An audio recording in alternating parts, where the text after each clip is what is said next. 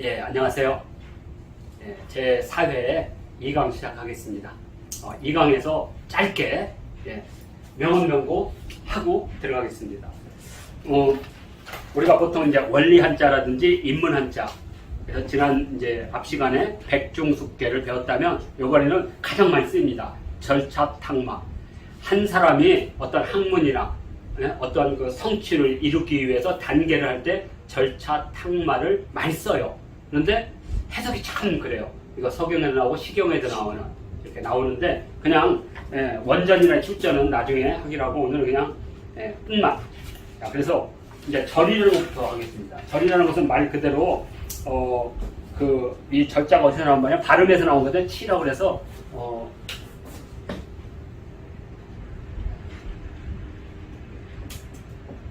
이렇게 해가지고 요게 오칠나무 칠자예요. 거기에 칼로 지금 껍데기를 벗겨서 오칠을 하기 위해서. 그래서 나중에 요 칠자가 나무 목자에 이렇게 그래서 지금은 오칠할 때 이렇게 쓰거든요. 한자라는 게 제가 얘기했잖아요. 우리 원리 한자라는 것은 처음에 글자가 만들어지면 그 글자에서 계속 파생해서 나온다고. 그러니까 이 글자를 알면 칠나무. 칠나무를 지금 이렇게 자르는 거예요. 껍데기를 벗기는 모습. 그래서 벗길절, 벗겨낼 절, 자를 절 이렇게 씁니다. 그러니까 가장 좋은 방법은 벗겨내다는 뜻으로 이해합니다. 벗겨낼 절 이렇게 하시면 됩니다. 절. 그 다음에 깎을 절, 벨 절.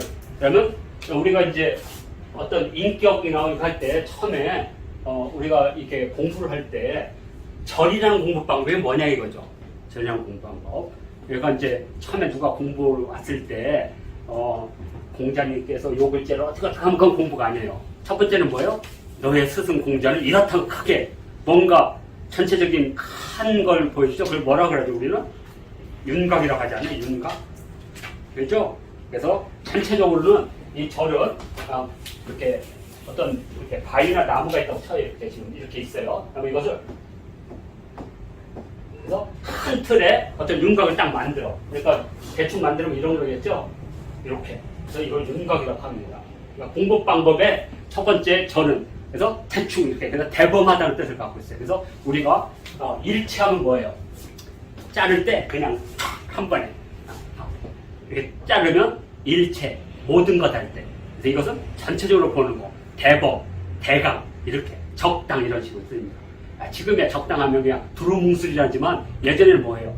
대통령이 새생어까지 부급 공무원까지 한 건 아니잖아요. 그럼 공무원 대통령 뭐예요? 큰 틀에서 국정 지표만 딱 정해주는데 이게 대범, 대강이라는 거죠. 그래서 대강이라고 하겠습니다. 윤곽이라는데 대강, 별이라는 뜻도 되고요. 대강, 절이라는 게 뜻이다. 그러면 차는 뭐냐? 차는 옥돌이거든, 옥돌. 근데 이제 차라는 뜻이 따로 있죠. 차. 이 차도 이렇게 이것도 비슷한 건데요. 이렇게 생긴 건데 문자학에서는 볼이나 밀을 빻다 또는 껍데기를 벗기다 이런 뜻을 써요. 그래서 지금 이제 보리와 밀의 알갱이를 가공하는 모습 정도. 그래서 제 뜻은 갈차 이렇게 씁니다. 그래서 이거 뭐냐면 우리 갈판 갈돌 있죠. 갈판 갈돌을 할 때 팍 문지르면 어떻게 돼요? 알갱이가 다 깨져버리잖아요. 그러니까 어떻게 해요? 적당하게, 그죠? 적당하게 해야만 알갱이만 껍데기와 알갱이가 분리가 되죠. 그 얘기를 하는 겁니다. 그래서 간다는 게 뭐냐면 이렇게 갈때 바삭 가는 게 아니고 그 껍데기와 정도 분리할 정도의 이게 차입니다.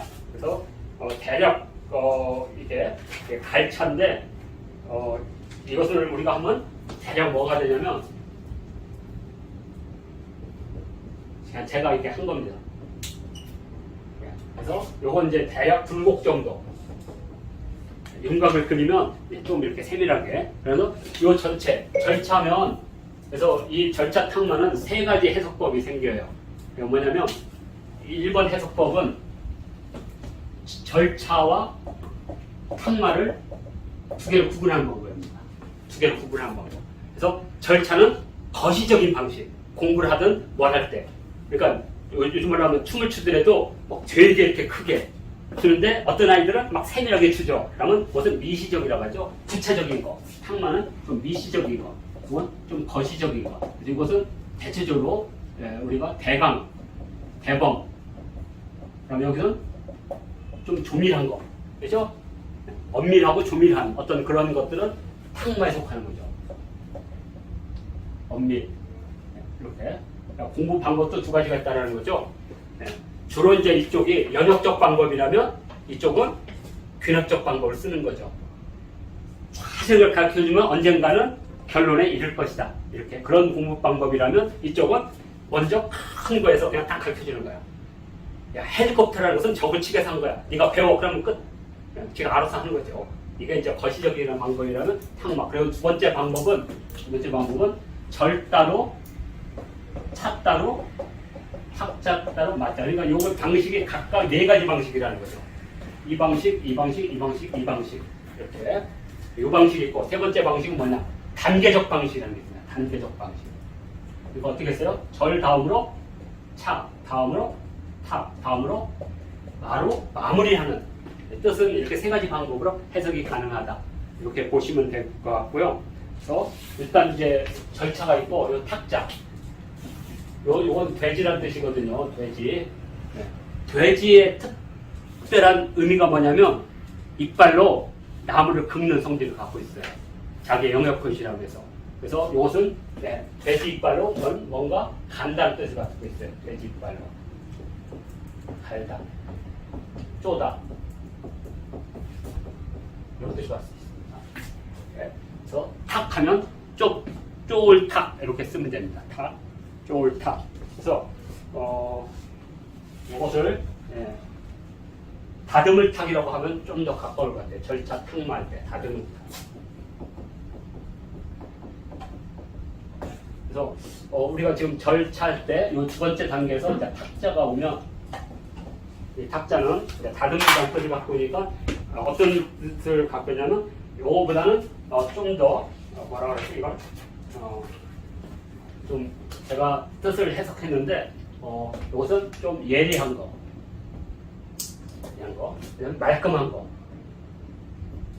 그러니까 말하면 전체적으로 윤곽을 만들어 놓으면 그 다음부터는 이제 음영이라든지 이걸 좀 더 세밀하게 눈썹 같은 거 그리고 그죠? 그러면 다음 단계는 완성이죠.